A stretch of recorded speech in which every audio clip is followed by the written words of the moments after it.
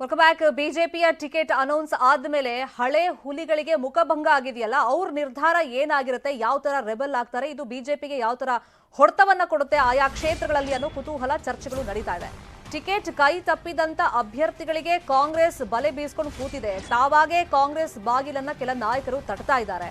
So ಇವತ್ತೇ ಪತನವಾಗಲಿದೆ ಬಿಜೆಪಿಯ ಮೊದಲ ವಿಕೆಟ್. ಆಗ್ಲೇ ಆರ್ ಶಂಕರ್ ಅವರು ಮಾತಾಡ್ತಾ ಹೇಳ್ತಾ ಇದ್ರು, ಪರಿಷತ್ ಸದಸ್ಯ ಸ್ಥಾನಕ್ಕೆ ನಾನು 3 ಗಂಟೆಗೆ ಇವತ್ತು ರಾಜೀನಾಮೆಯನ್ನ ಸಲ್ಲಿಕೆ ಮಾಡ್ತಾ ಇದ್ದೀನಿ. ಮುಂದೆ ಪಕ್ಷೇತರನಾಗಿ ನಿಂತ್ಕೋಬೇಕಾ ಅಥವಾ ಬೇರೆ ಪಕ್ಷದಿಂದ ಟಿಕೆಟ್ ಪಡೆದು ಅಭ್ಯರ್ಥಿ ಆಗಬೇಕಾ ಅನ್ನೋದ್ರ ಬಗ್ಗೆ ಚರ್ಚೆ ನಡೆಯುತ್ತೆ. ಶೀಘ್ರದಲ್ಲೇ ನಾನು ಆ ಪ್ರಕ್ರಿಯೆಗಳ ಬಗ್ಗೆ ನಿಮ್ಗೆ ಮಾಹಿತಿ ಕೊಡ್ತೀನಿ ಅಂತ ಹೇಳಿದ್ರು.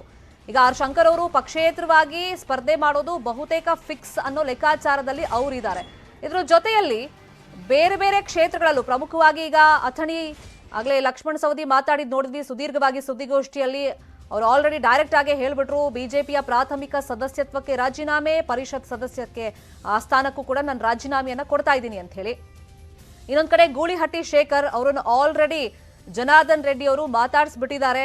ಸೊ ಪಕ್ಷಕ್ಕೆ ಸೆಳೆಯುವಂತ ಪ್ರಯತ್ನಗಳು ಅಲ್ಲಿ ಆಗ್ತಾ ಇದೆ. ಆರ್ ಶಂಕರ್ ಅವರು ರಾಜೀನಾಮೆ ಕೊಡೋದಕ್ಕೆ ಇವತ್ತು ತಯಾರಿಗಳನ್ನ ಮಾಡ್ಕೊಂಡಿದ್ದಾರೆ. ಎಲ್ಲ ವಿಷಯವಾಗಿ ಇನ್ನಷ್ಟು ಡೀಟೇಲ್ ಆಗಿ ಇನ್ಫಾರ್ಮೇಶನ್ ಕೊಡೋದಕ್ಕೆ ಫೋನ್ ಸಂಪರ್ಕದಲ್ಲಿ ಜಾಯಿನ್ ಆಗಿದ್ದಾರೆ ನಮ್ಮ political bureau reporter Krishna. Lakshman Savadi already ತಮ್ಮ ಡಿಸಿಷನ್ ಹೇಳಿದ್ದಾಗಿದೆ. ಗೂಳಿಹಟ್ಟಿ ಶೇಖರ್ ಅವರಿಗೆ ಬಲೆಯನ್ನ ಜನಾರ್ದನ್ ರೆಡ್ಡಿ ಬೀಸಿದ್ದಾರೆ. ಆರ್ ಶಂಕರ್ ಅವರು ರಾಜೀನಾಮೆ ಇವತ್ತೇ ಕೊಡ್ತಾ ಇದ್ದಾರೆ. ಇನ್ನೊಂದ್ ಕಡೆ ನಾವು ನೋಡೋದಾದ್ರೆ AT ರಾಮಸ್ವಾಮಿ ಟಿಕೆಟ್ ನಿರೀಕ್ಷೆಯಲ್ಲಿದ್ರು, ಸಿಕ್ಕಿಲ್ಲ. ಹೀಗೆ ಸಾಕಷ್ಟು ಕ್ಷೇತ್ರಗಳಲ್ಲಿ ಟಿಕೆಟ್ ಮಿಸ್ ಆಗಿದೆ. ಅದು ಬಿಜೆಪಿಗೆ ಯಾವ ತರ ಬಂಡಾಯದ ಬಿಸಿ ತಟ್ಟೋ ಹಾಗೆ ಮಾಡಬಹುದು? ಖಂಡಿತವಾಗ್ಲೂ ಶರ್ಮಿತಾ, ಈಗಾಗಲೇ ಪಟ್ಟಿ ಅನೌನ್ಸ್ ಆಗಿದೆ. ಪಟ್ಟಿ ಅನೌನ್ಸ್ ಆದ ಕೂಡಲೇ ಬಂಡಾಯದ ಬಿಸಿ ಜೋರಾಗಿದೆ ಅಂತ ಹೇಳ್ಬಹುದು. ಯಾಕಂದ್ರೆ ಸುಮಾರು 15 ವಿಧಾನಸಭಾ ಕ್ಷೇತ್ರಗಳಿಗೆ ಸಂಬಂಧಪಟ್ಟಂತೆ ಈಗಾಗಲೇ ಭಿನ್ನಮತ ಏರ್ಪಟ್ಟಿರುವಂತದ್ದು. ಅವ್ರನ್ನ ಶಮನ ಮಾಡುವಂತ ನಿಟ್ಟಿನಲ್ಲಿ ಒಂದಷ್ಟು ಕಾರ್ಯತಂತ್ರವನ್ನು ಕೂಡ ಮುಖ್ಯಮಂತ್ರಿಗಳಾಗಿರ್ಬೋದು, ರಾಜ್ಯದ ಬಿಜೆಪಿ ನಾಯಕರು ಮಾಡ್ತಾ ಇದ್ದಾರೆ.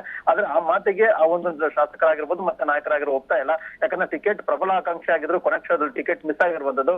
ಮಹೇಶ್ ಕುಮಟಳ್ಳಿ ಅವರಿಗೆ ಟಿಕೆಟ್ ಮಿಸ್ ಆಗಿರುವಂತ ಕಾರಣಕ್ಕೋಸ್ಕರವಾಗಿ ಮಹೇಶ್ ಕುಮಟಳ್ಳಿ ಅವರಿಗೆ ಈಗ ಟಿಕೆಟ್ ಕೊಟ್ಟಿದ್ದಾರೆ. ಲಕ್ಷ್ಮಣ್ ಸವದಿಗೆ ಟಿಕೆಟ್ ಮಿಸ್ ಆಗಿರುವಂತದ್ದು. ಲಕ್ಷ್ಮಣ್ ಸವದಿ ಕೂಡ ಈಗ ಒಂದ್ ಕಡೆಗೆ ಪಕ್ಷ ತೊರೆದು ಕಾಂಗ್ರೆಸ್ ಸೇರ್ತಾರೆ ಅನ್ನೋದ್ರ ಬಗ್ಗೆ ಕೂಡ ದೊಡ್ಡ ಮಟ್ಟದಲ್ಲಿ ಚರ್ಚೆ ಆಗ್ತಾ ಇದೆ. ಮತ್ತೆ ಈಗಾಗಲೇ ಹೊಸದುರ್ಗ ಕ್ಷೇತ್ರದಲ್ಲೂ ಕೂಡ ಗೂಳಿಹಟ್ಟಿ ಶೇಖರ್ಗೆ ಟಿಕೆಟ್ ಮಿಸ್ ಆಗಿದೆ.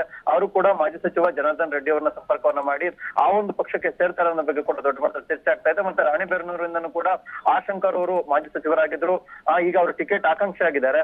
ಈಗ ಅಂತಹ ಸಂದರ್ಭದಲ್ಲಿ ಅವ್ರಿಗೂ ಕೂಡ ಟಿಕೆಟ್ ಸಿಕ್ಕಿಲ್ಲ. ಅಂದ್ರೆ ಆರ್ ಶಂಕರ್ ಅವರು ಬಿಜೆಪಿ ಸರ್ಕಾರ ಬರೋದಕ್ಕೆ ಪ್ರಮುಖವಾದಂತಹ ಕಾರಣಕರ್ತರಾಗಿದ್ರು. ಅಂತಹ ಸಂದರ್ಭದಲ್ಲಿ ಅವ್ರಿಗೆ ಟಿಕೆಟ್ ಅನ್ನ ಕೊಟ್ಟಿಲ್ಲ. ಈಗ ಅವರು ಕೂಡ ಬೇರೆ ನಿರ್ಧಾರವನ್ನ ಅಂದ್ರೆ ಪಕ್ಷೇತರವಾಗಿ ಸ್ಪರ್ಧೆ ಮಾಡುವಂತ ನಿಟ್ಟಿನಲ್ಲಿ ಕೂಡ ಅದರಲ್ಲಿ ಹಳೆ ಹುಲಿಗಳು ಇದ್ದಾರೆ.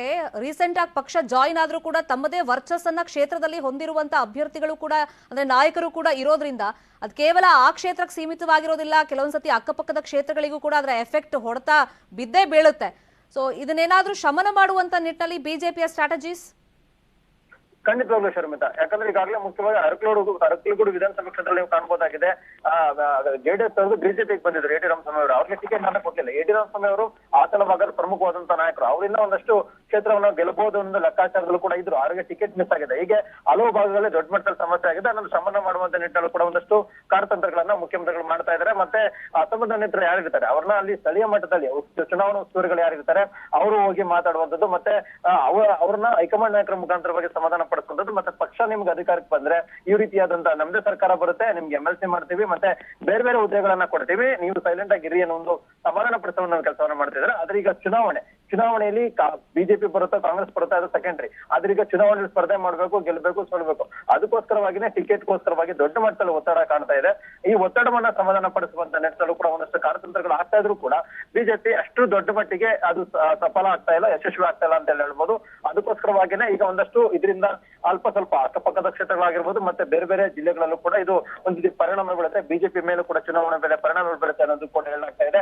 ಈಗಾಗಲೇ ಯಾರು ಬಿಜೆಪಿ ಅಸಮಾಧಾನಗೊಂಡಿದ್ದಾರೆ ಅವ್ರನ್ನ ಕಾಂಗ್ರೆಸ್ ಆಗಿರ್ಬೋದು ಮತ್ತೆ ಜೆಡಿಎಸ್ ನಾಯಕರು ಸಂಪರ್ಕಿಸುವ ಕೆಲಸವನ್ನು ಕೂಡ ಮಾಡಿದ್ದಾರೆ. ಕುಮಾರಸ್ವಾಮಿ ಅವರು ಆಲ್ರೆಡಿ ಬೈಟನ್ನು ಕೂಡ ಕೊಟ್ಟಿದ್ದಾರೆ, ಹೇಳಿಕೆಯನ್ನು ಕೊಟ್ಟಿದ್ದಾರೆ.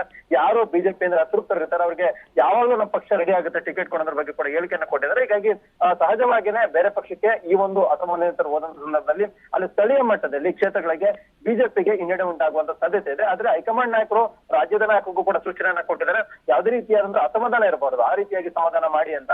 ಆದ್ರೆ ಈಗ ಸಮಾಧಾನ ಪಡಿಸುವಂತ ನಾಯಕರು ಯಾರು ಅನ್ನೋದ್ರ ಬಗ್ಗೆ ಪ್ರಮುಖವಾಗಿ ಪ್ರಶ್ನೆ ಆಗುತ್ತೆ. ಯಾಕಂದ್ರೆ ಯಡಿಯೂರಪ್ಪನವರೇ ಒಂದ್ ರೀತಿ ಅಸಮಾಧಾನಗೊಂಡಿದ್ದಾರೆ, ಅವ್ರ ಆಪ್ತರಿಗೆ ಅಷ್ಟು ಪ್ರಮಾಣದಲ್ಲಿ ಟಿಕೆಟ್ ಸಿಕ್ಕಿಲ್ಲ ಅಂತದ್ದು. ಹೀಗಾಗಿ ಬಿಜೆಪಿಗೆ ಒಂದ್ ರೀತಿ ಅಸಮಾಧಾನನೇ ಒಂದ್ ರೀತಿ ಚುನಾವಣೆ ಮೇಲೆ ಪರಿಣಾಮ ಬೀಳುತ್ತೆ ಅನ್ನೋದ್ರ ಬಗ್ಗೆ ಕೂಡ ಹೇಳಾಗ್ತಿರುವಂತದ್ದು. Sharmita, fine, thank you Krishna ಈ ಕ್ಷಣದ ಅಪ್ಡೇಟ್ಸ್ಗೆ.